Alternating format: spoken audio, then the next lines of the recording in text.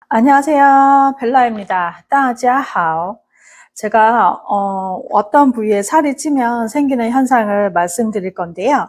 여기에 살이 찌면 고혈압이 생기고요. 당뇨병이 생기고요. 그리고 치매가 올 수 있다고 합니다.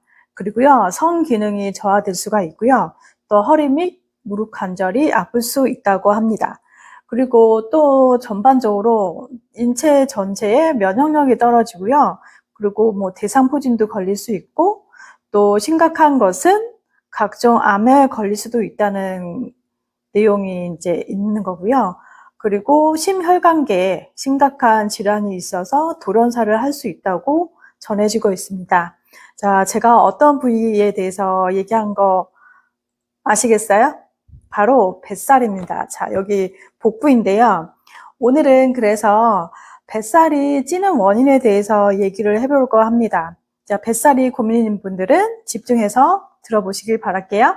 이제 첫 번째는요, 호르몬 변화와 노화입니다. 자,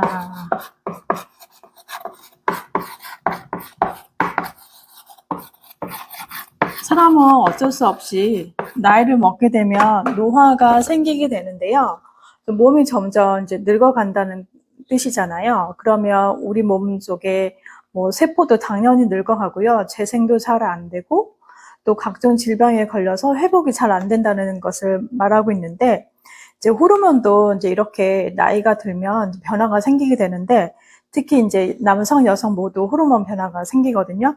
이제 나이가 들면 근육량이 감소하게 되고 또 신진대사가 느려져서 똑같이 먹어도 살이 찌게 되는 거고요. 그리고 여성들은 이제 갱년기, 폐경기가 되면 이제 에스트로겐 수치가 급격하게 감소하게 되면서 이제 뱃살이 늘어나게 되고요. 또 남성도 마찬가지로 테스토스테론이 감소해서 복부 지방이 이제 쌓이게 되는 건데, 이것이 이제 바로 나이살이라고 하는 원인이 되고 있는 것입니다.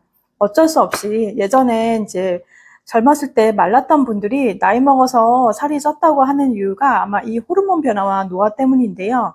누구나 다 이제 겪을 수 있는 건데, 저도 몇 년 전만 해도 살이 잘 안 쪘는데, 진짜 이제 40대가 되고 또 40대 이제 중반이 넘어가면서부터 점점 나이살이 붙는 것을 이제 체험을 하고 있습니다. 이제 두 번째는요, 이제 스트레스와 수면 부족입니다. 자, 스트레스는 진짜 현대에 있어서 만병의 근원이라고 얘기할 수 있는데요.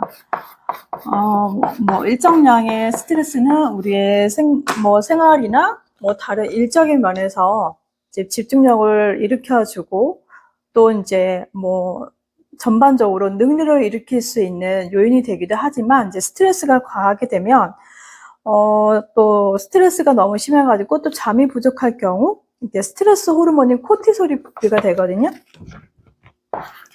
이 코티솔이 분비가 되게 되면 이게 부신피질 호르몬에서 이제 분비가 되는 건데, 이게 체내 지방을 복부에 쌓이게 하는 역할을 하게 돼요. 그래서 스트레스가 많을수록 뱃살이 찌게 되는데, 어떤 요인이 있냐면 이제 우리 뇌에 그렐린하고 렙틴이 있거든요.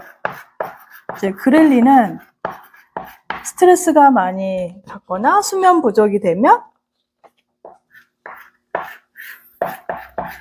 식욕을 억제하는 기능이 있는데, 스트레스 받거나 수면 부족이 심하면 식욕을 억제하는 기능이 떨어져서 식욕이 이제 증가하는 현상이 나타나고요. 왜 사람들이 잠 못 자고 피곤하고 그러면 오히려 더 많이 먹게 되잖아요. 아마 이 호르몬인 그렐린이 이제 부족해서 생기는 거고요. 또 한 가지는 렙틴입니다. 자, 렙틴은 포만감을 유지하는 건데요. 이 렙틴이 감소하게 되면 식욕이 오히려 늘어나게 됩니다. 포만감을 느낄 수가 없는 거예요. 또 포만감은 배부르다는 느낌이잖아요. 그러니까 잠 못 자고 피곤하고 그러면 포만감을 느낄 수가 없기 때문에 이 렙틴이 증가를 하기 때문에 뱃살이 찌게 되는 거거든요. 그래서 서양에서는 이렇게 스트레스성 비만을 이제 코티솔 벨리, 호르몬성 비만이라는 용어를 사용하거든요.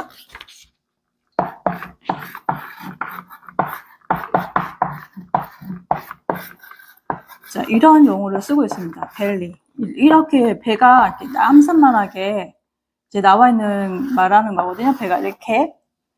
자, 뭐 주변에 많이 보셨잖아요. 이렇게 배불뜨기 아저씨, 뭐 임산부가 아닌데도 이렇게 배가 이렇게 불룩 튀어나온 사람들. 아마도 이런 분들이 이렇게 스트레스성 때문에 폭식을 많이 하게 되거나 잠을 못 자는 경우나 이렇게 생기는 경우, 이제 호르몬 변화 때문에 생기는 것이고요. 이제 세 번째는요, 잘못된 식습관입니다.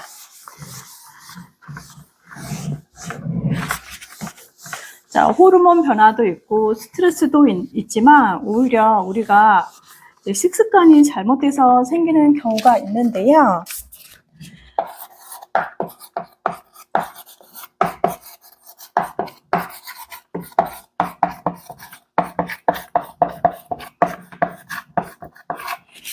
자, 한국 사람들은 뭐든지 급하거든요. 밥 먹는 것도 되게 빨리 먹고요. 그리고 이제 뭐 프랑스 사람들처럼 2시간 동안 밥을 먹는다는 거는 이제 생각할 수도 없는 일이지만, 또 폭식을 하거나 늦게 야식을 먹는 거거나 그런 분들이 이제 뱃살이 찌기 쉽고요. 뭐 또 야식 먹은 사람들이 소화시킨다고 운동하고 자는 거 아니잖아요. 그렇기 때문에 바로 누워서 자기 때문에 배가 당연히 나올 수밖에 없고, 또 인체 내에서 또 잠을 자야 하는 그 시간에 위도 아무래도 좀 더부룩하고 소화도 잘 안 될 수 있고요. 특히 또 이제 TV를 보거나 스마트폰을 보면서 이제 식사를 하는 경우, 무의식적으로 이렇게 많이 먹으면서 식사를 하게 되면 포만감을 느낄 수가 없어서 더 많이 먹게 됩니다. 그렇기 때문에 식사를 할 때는 뭐 TV, 스마트폰 보는 게 좋지 않고요. 그 시간에 이제 식사에 오로지 집중해서 식사를 하시는 게 좋겠고요. 네 번째는 과도한 칼로리 섭취입니다.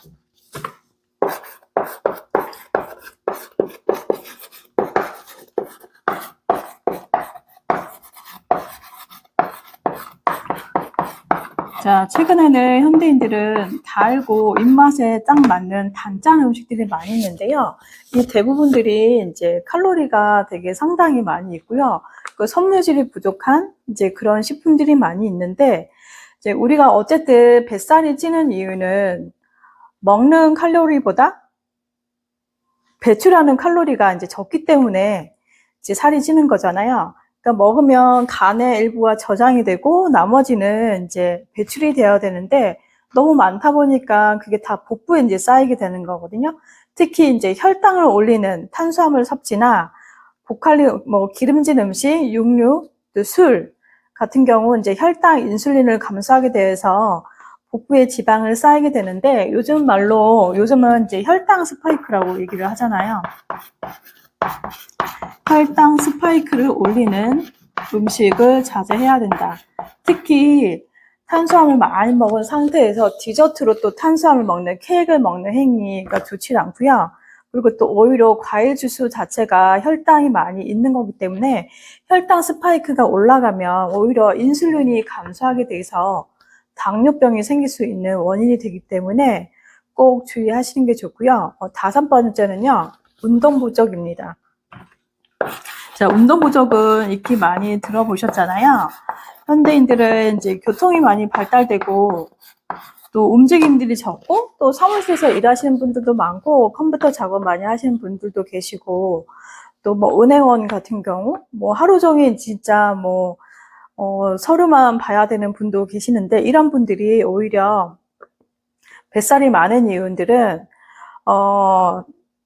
신진대사가 아마 떨어지고요. 아무래도 이제 많이 움직임이 덜 하잖아요. 그렇기 때문에 이렇게 운동 부족, 앉아서 일을 하시는 분 같은 경우는 돌연사의 위험이 있기 때문에 꼭 먹은 음식들을 소비를 촉진시키기 위해서 운동을 해야 됩니다. 이제 운동은요, 어떤 역할을 하느냐면 기초대사량을 올려주는 역할을 하고요. 신진대사를 촉진을 시켜주는 거기 때문에 뭐 살을 빼기 위해서 운동을 해야 되는 건 아니고요. 우리 인체 전반적으로 신진대사와 혈액순환, 그리고 이제 노폐물도 빠질 수 있게 독소를 배출하는 기능이 있기 때문에 특히 이제 활동량이 적은 사람들은 꼭 운동을 하시는 게 이제 필요합니다.